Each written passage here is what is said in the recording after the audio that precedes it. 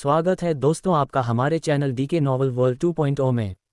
यहाँ आपको अपनी पसंद की हर कहानी मिलेगी, हर रोज एक नए अंदाज में एक नए सफ़र के साथ, जिसमें रोमांच के साथ साथ भरपूर मनोरंजन भी होगा। तो चलिए हमारे साथ कहानियों के ऐसे सफ़र में, जहाँ शब्द बोलते हैं और हम उन्हें आवाज़ देते हैं। 501 आज कुछ तूफानी करते हैं। शौर्य और शेरा ने बाहर आते ही कुशाग्र आश्रम के प्रमुख शिष्य सुदीप और उसके साथियों का सफाया कर दिया। जब दोनों गुफा से बाहर आए तो शौर्य ने पीटिका से अधीरा को मुक्त कर दिया। अधीरा के बाहर आते ही वो शौर्य के साथ वर्तमान की बातें जानने में मगन हो गई, पर शेरा की तेज नाक ने एक खास गंध को पकड़ लिया और वो पागलों की तरह उस ओर दौड़ने लगा। शेरा को ऐसे उतावला होकर दौड़ते देखकर शौर्य भी उसके पीछे तेजी से अधीरा के साथ बढ़ने लगा। अधीरा, जिसकी योगिनी शक्तियां जागृत हो चुकी थी, उसे शौर्य के समान आगे बढ़ना एकदम आसान था, जिस वजह से वह शौर्य की रफ्तार से खुद को जोड़ पा रही थी।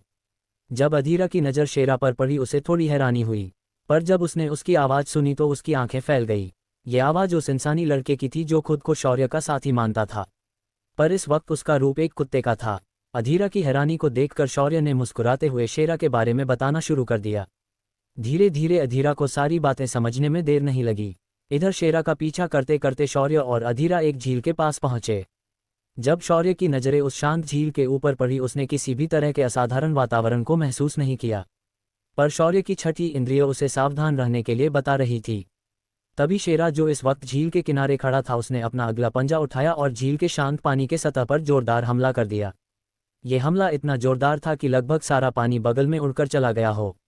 अबे सड़े हुए अंडे की औलाद, कब तक अंदर दुबक कर बैठने वाला है तू? साले बाहर निकल, वरना आज मैं यहाँ इस जंगल में डॉल्फिन्स की तंदूरी बनाकर खा जाऊंगा। शेरा लगभग दहाड़ते हुए बोल रहा था। इसका परिणाम ये हुआ कि झील के अंदर से एक अजीब सी आवाज़ करते हुए एक जीव बाहर उछल गया। जब शौर्य ने उस जीव को देखा तो वो एक डॉल्फिन था। इस तरह घने जंगल के बीच मौजूद ऐसी प्राचीन झील में एक डॉल्फिन का होना बहुत अजीब था, पर उससे भी ज़्यादा अजीब ये था कि ये डॉल्फिन बहुत अधिक ताकतवर था। डॉल्फिन ने बाहर आकर एक साथ शेरा पर झपट्टा मारा और उसे पानी में ले गया। कुछ देर तक दोनों पानी में एक दूसरे के साथ खेलने लगे, फिर दोनों सतह पर वापस आ गए।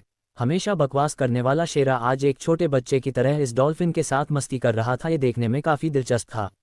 जब दोनों सतह पर वापस आए तो नीले रंग की रोशनी चमकी और डॉल्फिन ने एक जवान लड़के का रूप ले लिया।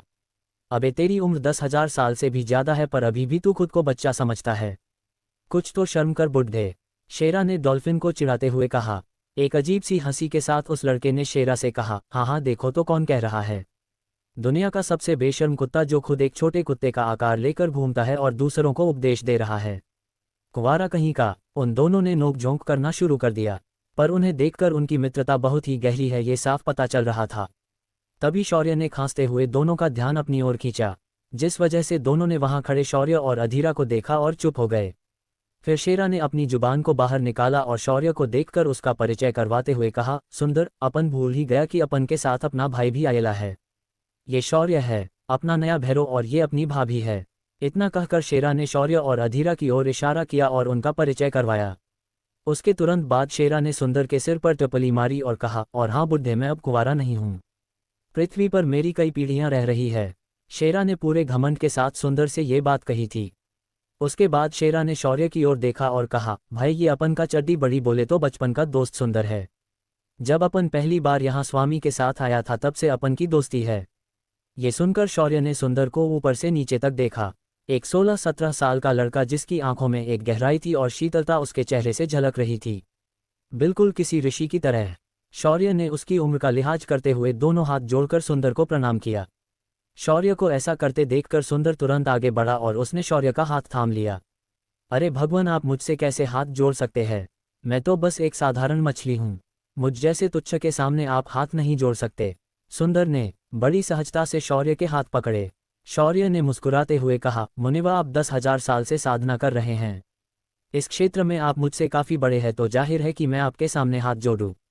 ये सुनकर सुंदर ने सिर्फ एक हल्का सा स्मित किया और पीछे मुड़कर शेरा को देखते हुए कहा, ये देख, ऐसे किसी की इज्जत की जाती है। तेरी तरह नहीं। हाँ हाँ, ज़्यादा उछल मत। ज़रा सी इज्जत क्या मिली, तू तो चने के झाड़ पर चढ़ गया। दोनों ने वापस एक दूसरे से झगड़ना शुरू कर दिया। अंत में शौर्य ने दोनों को अलग किया, फिर उनकी ओर देखकर पूछा, वैसे मुनिवा, आप इस वन में अकेले क्यों रुके हुए हैं? ये सुनकर सुंदर का चेहरा गंभीर हो गया। उसके भाव देखकर लगने लगा कि वो कोई राज की बात बोलने वाला हो। दरअसल इस झील के सतह पर एक आयामी दरार है। उस छोटी दरार से हमेशा एक दानवी ऊर्जा बाहर निकलते रहती है।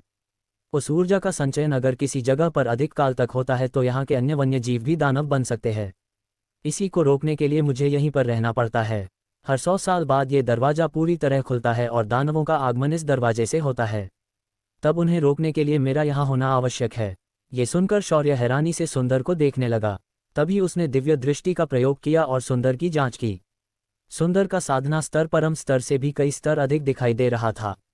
सुंदर की शक्तियां लगभग 4000 साल पुराने शेरा यानी श्वान महाराज के समान महसूस हो रही थी। ऐसी असीम शक्तियों का स्वामी होने पर शौर्य को सुंदर के लिए हैरानी होना आम बात थी। बात को समझते हुए शौर्य ने एक गहरी सांस ली और झील की ओर देखने लगा। उसकी नज़रें सीधा झील की सतह को देख पा रही थी। वहां उपस्थित आयामी दरार से एक काले बैंगनी रंग की रोशनी का प्रवाह बाहर निकल रहा था, पर उसे वहां मौजूद एक पत्थर सोख रहा था। शौर्य ने फिर सुंदर से समरलोक के इस हिस्से के बारे में बात की और पवित्र गुरुकुल जाने का अपना उद्देश्य बताया, जिस पर सुंदर ने उन्हें उस ओर जाने का रास्ता समझाया और फिर अपने पास से कुछ दुर्लभ जलीय वनस्पतियों के फल उन्हें दे दिए। उपहार लेने के बाद शौर्य और उसके साथियों ने सुंदर से विदा ली और आगे बढ़ने लगे। शौर्य का ये सफ़र चलते चलते अगले 4 दिनों तक चला। उस दौरान शौर्य कई छोटे गांव और शहरों से होकर गुजरा। अधीरा भी इस दौरान खुद को वर्तमान समय के अनुसार ढाल रही थी। आज के दिन जब शौर्य और उसके साथी एक शहर की हार रहे थे तो उनका सामना कुछ दसों के व्यापारियों से हुआ। ये दास व्यापारी कमजोर मुसाफिरों की जबरदस्ती पकड़कर उन्हें दास बनाकर बाजार में बेचते थे। शौर्य और उसके साथियों को देखकर इन दास व्यापारियों की नीयत खराब हुई और उन्होंने इन्हें भी पकड़ने का प्रयास किया।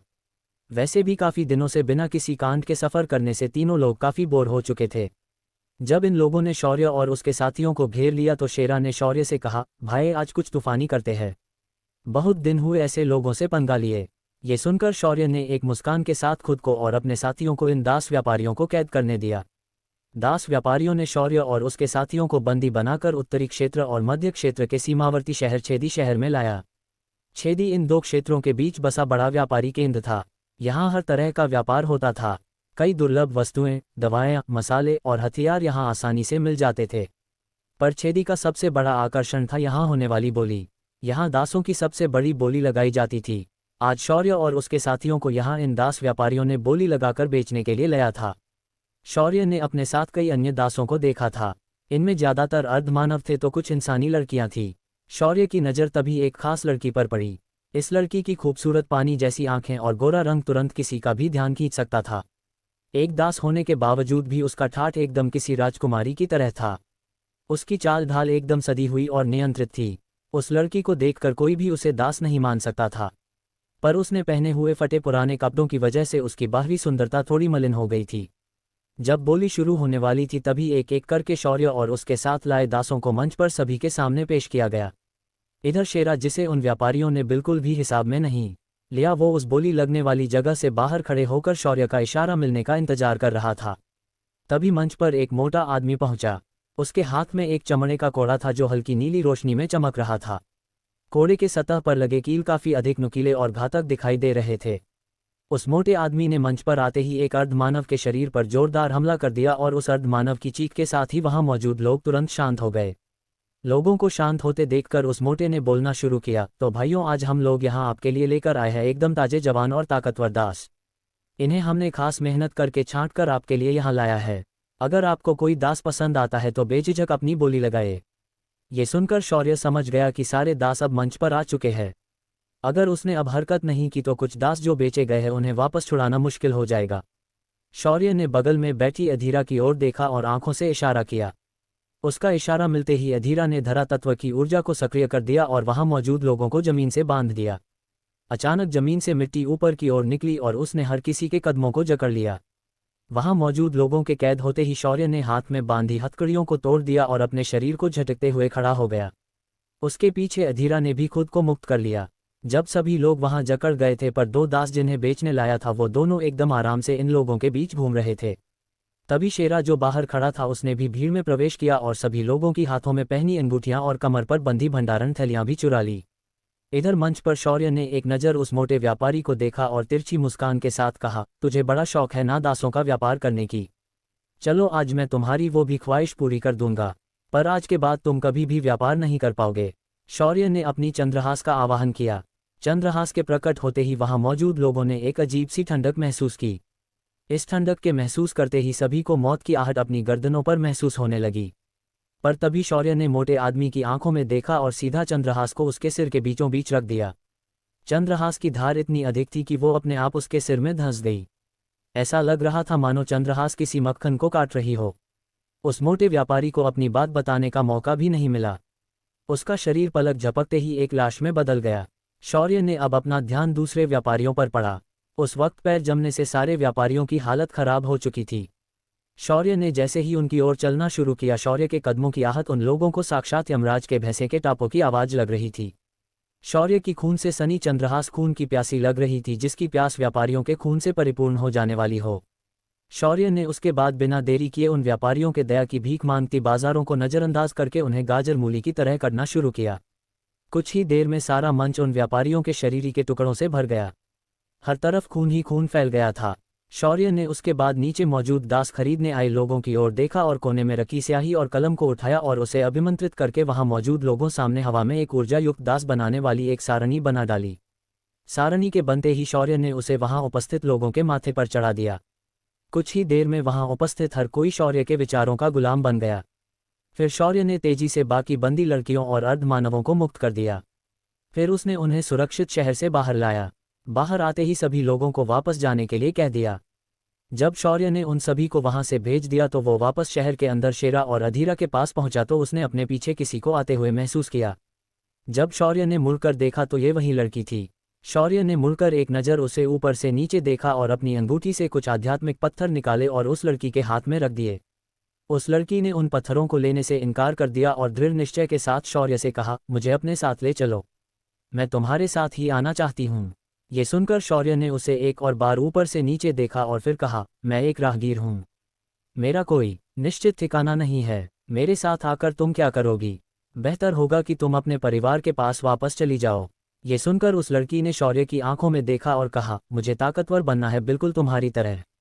मैं चाहती हूँ कि मेरे शत्रु भी मेरे सामने अपनी मौत की भीख मांगे। मुझे प्रतिशोध लेना है और मुझे पूरा विश्वास है कि तुम्हारे साथ रहने पर मैं सच में ताकतवर बन सकती हूँ। ये सुनकर शौर्य का मुंह बंद हो गया और आगे क्या कहे और कैसे कहे शौर्य को समझ नहीं आ रहा था। कौन है ये लड़की? क्या शौर्य सच में इसकी मदद कर पाएगा? क्या अधीरा मान जाएगी इस लड़की के साथ आने पर? जिसे ढूंढा गली गली वो तो बगल में मिली। शौर्य ने छेदी शहर के दास व्यापार को जड़ से खत्म कर दिया था। उसके बाद उसने वहां मौजूद सभी लोगों को अपने विचारों का दास बना डाला था। शौर्य की ये दास बनाने वाली तकनीक इतनी शक्तिशाली थी कि सिर्फ शौर्य की सोच के साथ ये सारे दास खरीदने आए बड़े बड़े परिवार के लोग मारे जा सकते थे। शौर्य ने इन लोगों को उनके अलग अलग काम समझाए और फिर एक बार अपने साथियों के पास पहुंच गया। वैसे तो सभी बंदियों को शौर्य ने मुक्त कर दिया था, पर एक दास लड़की शौर्य का पीछा करते हुए उससे कुछ दूरी बनाकर चल रही थी। जब शौर्य ने यह महसूस किया तो उस लड़की को शौर्य ने कुछ आध्यात्मिक पत्थर निकाले और उसके हाथ में दे दिए, पर उस लड़की ने उन पत्थरों को लेने से मना किया और उसने शौर्य के साथ सफ़र करने की इच्छा जताई। ये सुनकर शौर्य के माथे पर बल पड़ गए। फिर उसने उस लड़की के साथ अधिक बात करना सही नहीं समझा और अधीरा को देखते हुए बोला, अधीरा, मुझे लगता है इस मामले को आपको संभालना चाहिए। आपके होते हुए किसी परस्त्री के साथ वार्तालाप करना मुझे अच्छा नहीं लगता। ये सुनकर अधीरा का चेहरा लाल पड़ गया। तभी शेरा और सिस्टम की आवाज़ एक साथ सुनाई दी, हाँ हाँ, पता है कि तुम कितने पतिव्रता हो। अगर आज यहाँ अधीरा नहीं होती तो तुम जरूर इस लड़की से चिपक जाते। सिस्टम ने तो सिर्फ दिमाग में कहा था, पर शेरा ने सभी के सामने ये बात कही थी। ऐसा लग रहा था कि शौर्य के दोनों दुश्मन आज एक दूसरे से हाथ मिलाए बैठे हैं। दोनों की बातें सुनकर शौर्य का चेहरा काला पड़ गया। शौर्य ने तुरंत शेरा का जवाब देते हुए कहा, अगर तुम इंसानी भाषा में बात नहीं करोगे तो तुम्हें कोई भी गंगा नहीं समझेगा, पर एक समझदार कुत्ता जरूर समझेंगे। ये सुनकर शेरा का मुंह बन गया, पर शौर्य ने अचानक अपने कोहनी पर पकड़ महसूस की जिसे अधीरा ने जकड़ लिया था। शौर्य ने अटकते हुए अधीरा की ओर देखा और जबरदस्ती की मुस्कान देते हुए उसकी ओर माफ़ी की आशा करते हुए देखने लगा। तभी वो लड़की जिसकी वजह से ये सब शुरू किया था उसने थोड़ा सहमते हुए कहा, तो क्या मैं आपके साथ चल सकती हूँ? क्योंकि अगर आप मुझे स्वीकार नहीं करेंगे तो मैं अभी के अभी अपने जीवन को समाप्त कर दूंगी। क्योंकि अगर मैं अपने परिवार को बचाकर प्रतिशोध नहीं ले सकती तो उस जीवन को रखने का कोई अर्थ नहीं है। ये सुनकर शौर्य ने हल्के से गर्दन घुमाई और उस लड़की को एक बार फिर ऊपर से नीचे तक देखा। वैसे तो उस लड़की की खूबसूरती उसकी बाकी पत्नियों के समान थी, पर उसकी जो आभा थी वो किसी राजकुमारी की तरह थी। शौर्य ने जब ये महसूस किया तो उसने थोड़ा सोचते हुए पूछा, अगर मैं तुम्हें अपने साथ ले चलता हूं तो मुझे क्या प्राप्त होगा? शौर्य के इस सवाल पर उस लड़की ने कुछ देर तक सोचा और कहा, अगर आप ये करने में सफल हो जाते हैं तो मैं आपको वचन देती हूँ कि मैं आपकी जीवन भर ऋणी रहूंगी। साथ ही मैं आप मुझसे जो मांगेंगे वो मैं आपको दे दूंगी। यहाँ तक कि मैं आपके साथ विवाह करने के लिए भी तैयार हूँ। ये सुनकर अब शौर्य की हैरान होने की बारी थी। शौर्य ने गला साफ किया और उस लड़की को ना कहते हुए बोला, नहीं देवी जी, ऐसा नहीं हो सकता। मैं आपका पति कभी नहीं बन सकता क्योंकि मेरी पत्नियों के सामने आपकी प्रतिभा इतनी अच्छी नहीं है। इसीलिए मेरी पत्नी बनने का सपना आप छोड़ दीजिए। रही बात आपके वचन की तो मैं उसका आचार डालूंगा क्या? अगर आपके पास की ऐसी वस्तु है जो मुझे सहायक हो तो मैं आपको अपने साथ ले चल सकता हूँ। ये सुनकर अब उस लड़की की बारी थी हैरान होने की। उस लड़की को अपनी खूबसूरती पर पूरा भरोसा था और आज भी उसके हुस्न के दीवाने पूरे क्षेत्र में फैले हुए थे, पर इस आदमी ने यह कहकर उसे नकार दिया कि उसकी पत्नियों के सामने वो कुछ भी नहीं है। ये घोर अपमान था। अगर कोई और समय होता तो शौर्य के इस बर्ताव पर अब तक उस लड़की ने उसके कई टुकड़े कर दिए होते, पर आज वो ऐसा नहीं कर सकती थी। इस वक्त शौर्य की शक्तियां कई स्तर ऊपर थी और शौर्य के सामने वो बस एक महज निम्न स्तर की साधक थी। उस लड़की ने अंत में एक गहरी सांस ली और अपने बिखरे हुए विचारों को एकत्रित किया और कहा, ठीक है, तो फिर कैसा रहेगा अगर मैं आपको किसी साम्राज्य का एक अविभाज्य अंग बना दूं तो? इस पर शौर्य के कुछ कहने से पहले शेरा बोल पड़ा, भाई इसमें क्या सोचना है? बेचारी को हमारी मदद की बहुत जरूरत है। अगर ये सफल हुई तो सोचो हमें कितने खजाने मिल जाएंगे। शौर्य ने ये सुना तो उसने मुड़कर एक जोरदार गुस्सा शेरा के छोटे से सर पर मार दिया और बोला, तुम और तुम्हारा लालच कभी खत्म नहीं होगी। कभी तो सामान्य नजरिए से सोचो।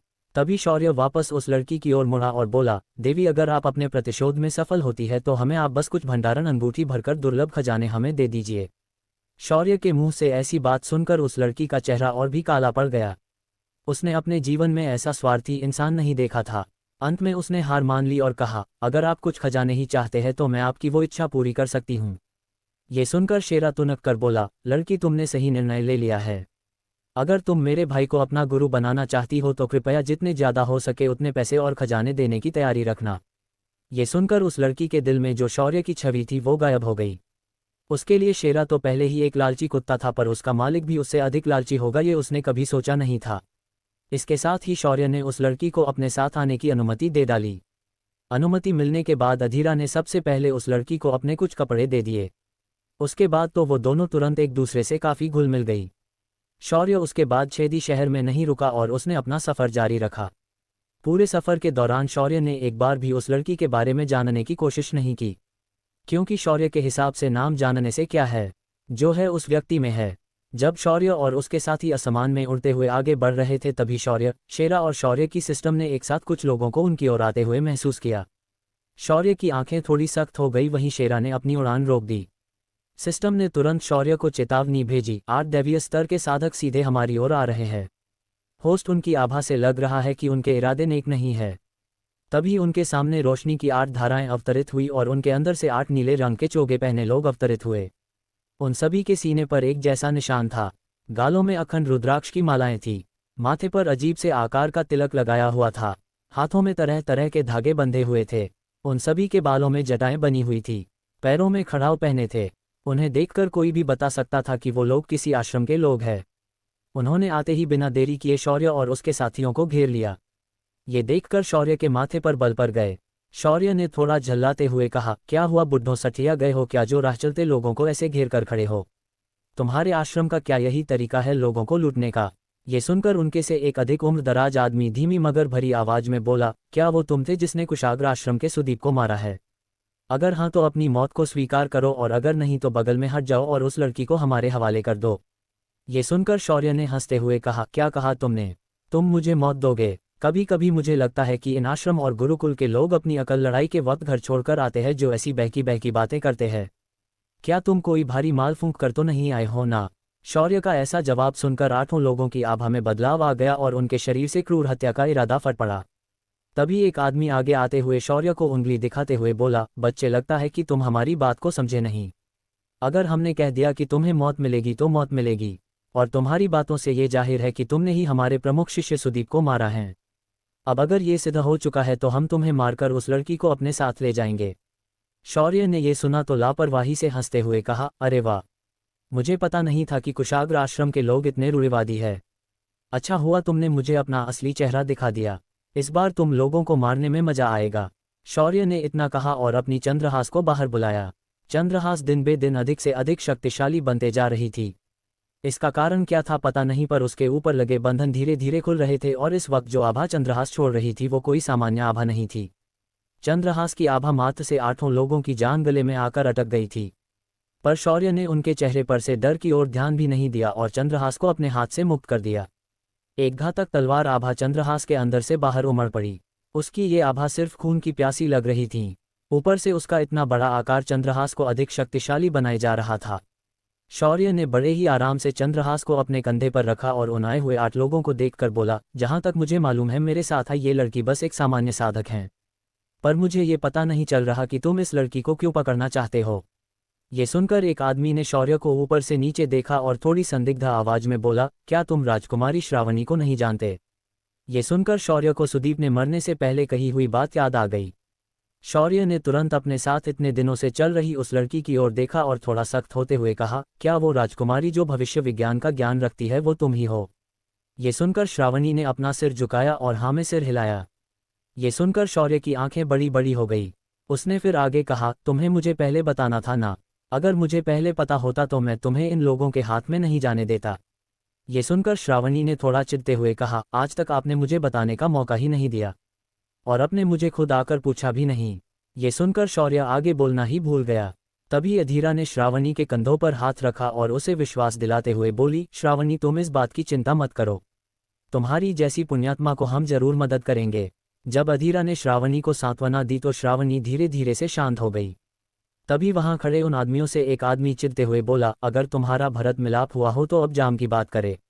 ये सुनकर शौर्य की अंगों में एक चमक दौड़ गई और उसने उस आवाज की ओर देखा भी नहीं, पर उसने अपना हाथ लहराया और एक विशाल बिल्ली जैसा जीव अचानक हवा में प्रकट हो गया।